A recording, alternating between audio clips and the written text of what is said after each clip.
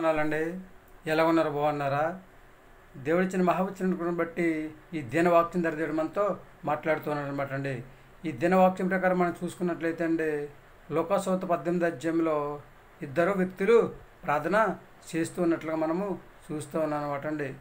మొదటి వ్యక్తి పరిచయుడు, రెండో వ్యక్తి సుంకర్ గారు అనమాట అండి.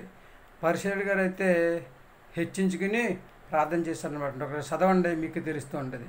సుంకర్ గారు అయితే తగ్గించుకుని ప్రార్థన చేశారనమాట అండి. ఇక్కడ యాకోబు రాసిన పత్రికలు చెప్తూ ఉంటాడు, తనను తాను తగ్గించుకున్నవాడు హెచ్చించబడతాడు, తను హెచ్చించుకున్నవాడు తగ్గించబడతాడని చెప్పేసి దేవుడు తన పరిశుద్ధ లేఖనం ద్వారా చదివిస్తూ ఉన్నాడు. కనుక ఇక్కడ పరిచయుడైతే హెచ్చించుకుని ప్రార్థన చేశాడు, గర్వంతో ప్రార్థన చేశాడు అనమాట అండి. సుంకర్ గారు అయితే తగ్గింపు జీవితం కలిగి ప్రార్థన చేసినట్లుగా మనము చూస్తూ ఉన్నాం అనమాట అండి. కాబట్టి దేవుడు ఎవరు ప్రార్థన ఆలకించారండి?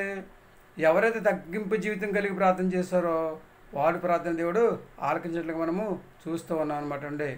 సుంకర్ గారి ప్రార్థన దేవుడు ఆలకించాడు, ఆయనకి ప్రార్థన తన ప్రతిఫలాన్ని దేవుడు దయచేశాడు అనమాట అండి. అన్నీ నాకే తెలుసు అని చెప్పేసి మనం అనుకోకూడదు అనమాట అండి.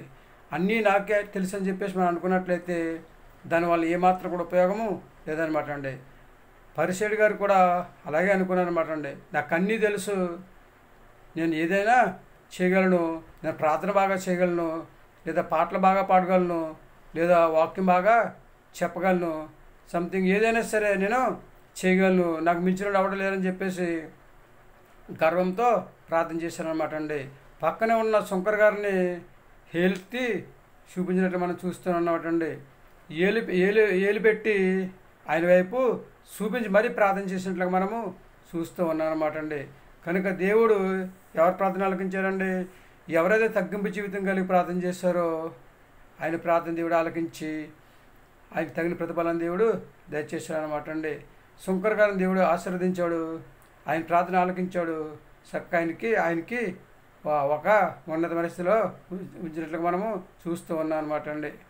కాబట్టి ఏది ఏమైనప్పటికీ కూడా ప్రతి ఒక్కరిని కూడా దేవుడు ఒక ఉన్నతమైన స్థితిలో ఉంచుతాడనమాట అండి. సుంకర్ గారినే కాదండి, ఎవరినైనా సరే ఒక ఉన్నతమైన స్థితిలో దేవుడు ఉంచుతాడనమాట అండి. కాకపోతే మనం తగ్గింపు జీవితం కలిగి ఉండాలన్నమాట అండి.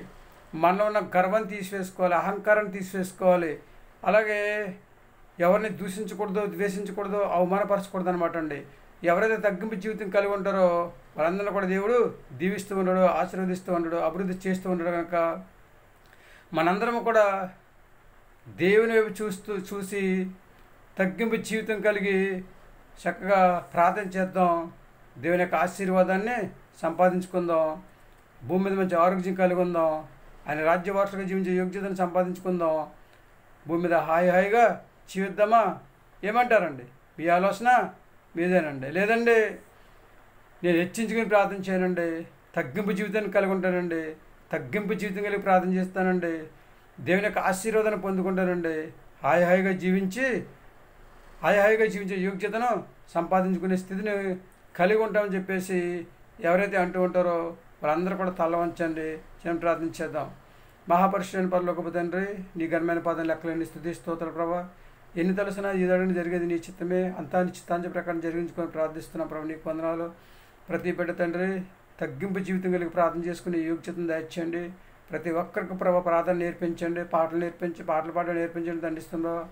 అలాగే తండ్రి నీ చిత్త ప్రకారం దాన్ని బిడ్డలందరూ జీవించలేగన తగిన సహాయం దయచేయండి. మాలో ఉన్న గర్వాన్ని తీసివేసుకోవడానికి, అహంకారాన్ని తీసివేసుకోవడానికి తగిన సహాయం దయచేయండి తండ్రి. అలాగే ప్రభా నీ చిత్త ప్రకారం దండిస్తుందో, నాశనానికి ముందు గర్వం నడిస్తుంది ప్రభా, దానివల్ల ఏమాత్రం ఉపయోగం లేదు తండ్రి. స్తోత్రం ప్రభా. గర్వం అనేది మా హృదయంలో ఉండకుండా ప్రభా తగిన సహాయం తెచ్చండి. చిన్నలను, పెద్దలను, యవనస్తులను, వృద్ధులను దీవించండి. గర్భిణీశులను, బాలింతలను దండిస్తున్న వాళ్ళ సంతానాలను బిడ్డలు తండ్రి, అనారోగ్యంగా బాధపడుతున్న వారిని తండ్రి, వివాహం కోసం ఎదురు చేస్తున్న వారిని, ఉద్యోగం చేస్తున్న వారిని, వ్యాపారం చేస్తున్న వారిని ఆయన, అలాగే కూలి పని చేసుకుంటున్న వారిని తండ్రిస్తున్న, వాహనం నడుపుతున్న వారిని, ప్రయాణం చేస్తున్న వారిని తండ్రి, ఇలా 1/1 సర్వసృష్టిలో ప్రతి ఒక్కరిని కూడా పేరుని దీవించి ఆశీర్వదించి ప్రతి ఒక్కరు కూడా తగ్గింపు జీవితం కలిగేదాన్ని జీవించే యోగ్యతను దయచేసి అందరికి మంచి ఆరోగ్యం దయచేసి భూమి మీద మంచి ఆరోగ్యం కలిగి హాయిగా జీవించే యోగ్యతను సంపాదించుకునే స్థితి ప్రతి బిడ్డకను దయచేయమని మా ప్రార్థన ఆలకించుతాను. మా ప్రార్థనకు ప్రతిఫలం దయచేయని మా కొరకు తరగని యేసుక్రీస్తు ప్రేసమైన నామములో వేడుకొంచున్నాం తండ్రి. ఆమేన్. తిరిగి దేవుని ఆశీర్వాదంలో మీకు తోడుగా ఉండును గాక. దేవుడు మిమ్మల్ని దీవించి ఆశీర్వదించిన గాక. దేవుడు తన వాక్యం ద్వారా చెప్పబడిన ప్రకారము మనందరము కూడా తగ్గింపు జీవితం కలిగి ఉందాం. మనమే కదండి, మన పిల్లలకు కూడా తగ్గింపు జీవితాన్ని నేర్పించాలన్నమాట అండి.